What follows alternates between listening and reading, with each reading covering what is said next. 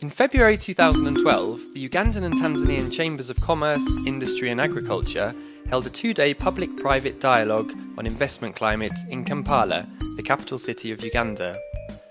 The forum focused on identifying the constraints to business and investment in East Africa and was supported by the Business Climate Facility under the Project Management Unit of the ACP's Secretariat in Brussels. The forum attracted around 160 participants from the various chambers of commerce, government agencies, ministries and private sector representatives in the sub-region. Mr. Frederick Alapui, the team leader of the project, opened proceedings by outlining the objectives of the forum. Amongst other things, he also defined a roadmap to produce a harmonised investment incentives framework for the East African Common Market. His observations also included the need for increased public-private dialogue to promote investment in the region. We are aiming at creating an enabling environment for the private sector, but that cannot be achieved by the private sector alone, but then this forum is creating a platform so that we'll build a kind of relationship between the public sector and the private sector. The benefits of PPD are obvious, to create an opportunity for us to develop champions and create a momentum for the dialogue in the elimination of the barriers and then to pursue and accelerate the reforms. At the forum, representatives from member states presented a brief situational assessment of their country which stimulated discussion and generated recommendations on the way forward. If you look at the life cycle of investment promotion, I normally divide it around 5 layers. On the first layer, you have the actions and the activities that each country has to keep taking for the purposes of promoting investment. And that is branding, targeted investment promotion, facilitation and aftercare services, and perhaps proactive reforms.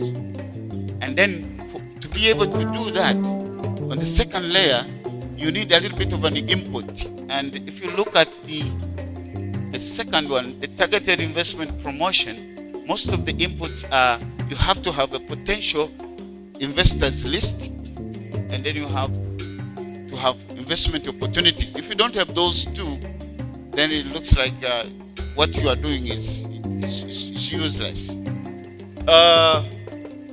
The government of Rwanda recognizes the private sector as the engine of development and economic growth in Rwanda. To manage all of these, all incentives, we have put the charter, what we call Rwanda Investment Client Charter, whereby we have to know, each investor have to know, once I want to register, how many days it will take. So for the registration, we used to spend about 15 days, but today it's to register a company, it's only about 24 hours.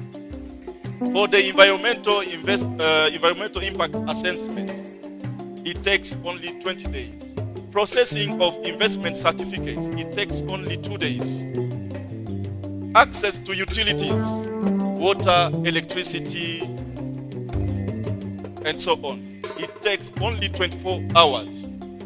For visa and work permits, it takes 1 hour because we have a one-stop center, which one-stop center have all the people dealing with all these kind of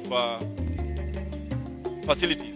And processing of exemption goods, which are capital goods and raw materials, it takes only not one day but 15 minutes.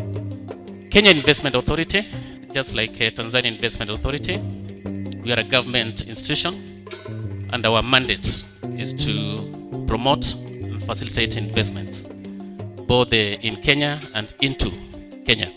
We have signed quite a number of what we call investment promotion and protection agreements with quite a number of countries, and also avoidance of double taxation agreements with a number of countries. And briefly, in the year 2008, the private sector, connected by what we call KEPSA.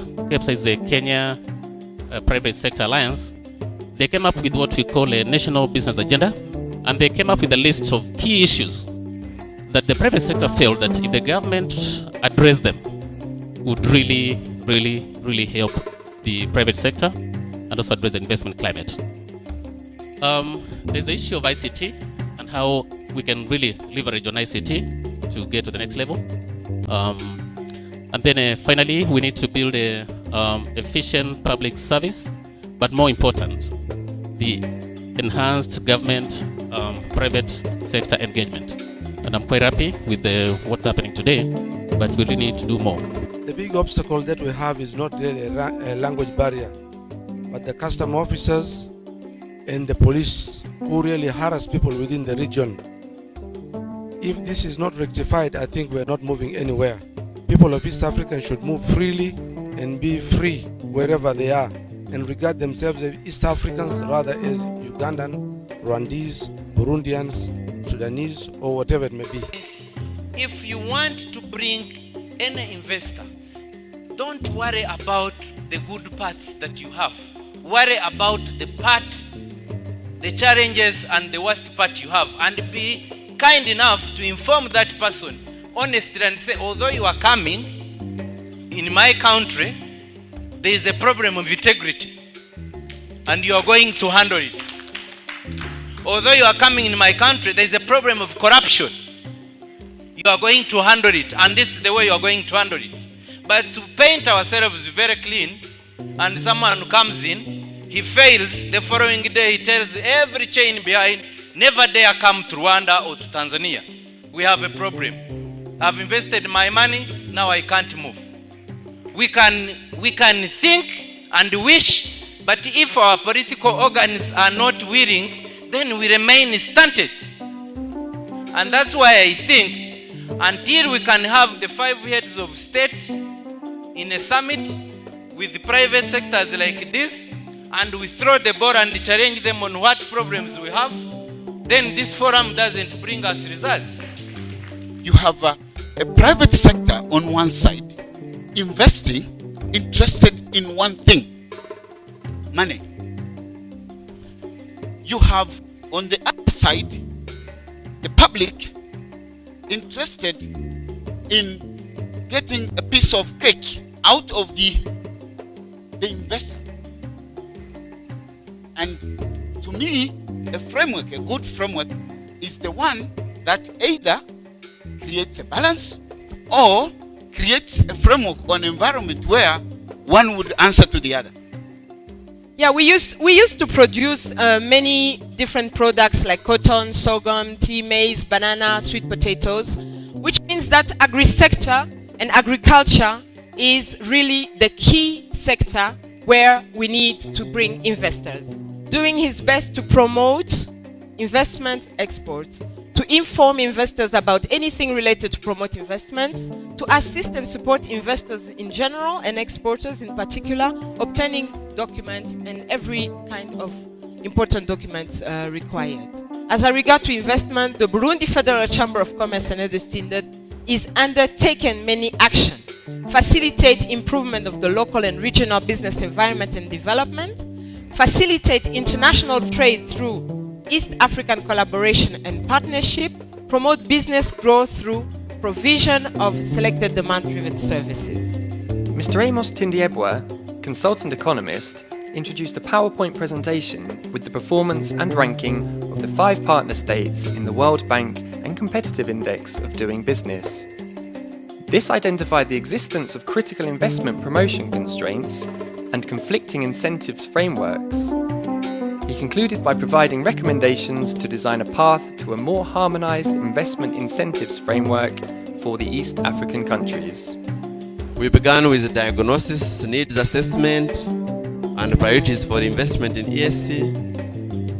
Today we are on the second stage, dialogue and consultation, to determine priorities and to define a framework. Our next phase should be to design an appropriate harmonized incentive framework. As private sector, I'm hoping that out of this meeting, we have to come out with an agenda that is going to help us gain ground that would enable us to be able to engage the public sector, promote investment through a common understanding of these major constraints. It came out really clear yesterday that the attitudes at the public level and even some of the private sector are not harmonized towards the common vision.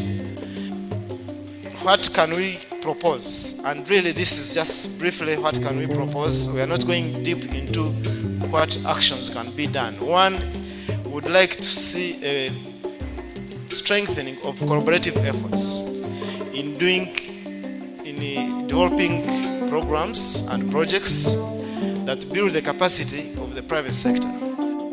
The press conference was attended by media houses which included The Independent, The New Vision, The Observer, the East African Newspaper, The Daily Monitor, NTV, UBC and Sanyu Radio.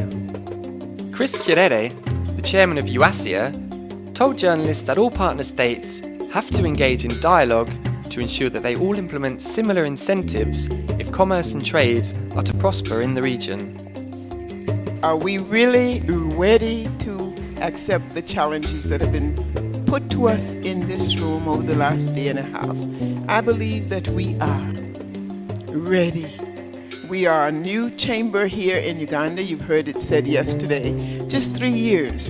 Never in our lives did we expect that within 3 years' time we would have 200 guests in Uganda. What can't we do in another 1 year if we've listened to the experts, our own experts, mind you, not other people's experts, and our own solutions? What can't we do when we come together, whenever we are coming together, which I've not heard, but that we will already begin to say, how quickly can we act upon what we've heard here? Not to let us go to sleep again, but be awakened from this day forward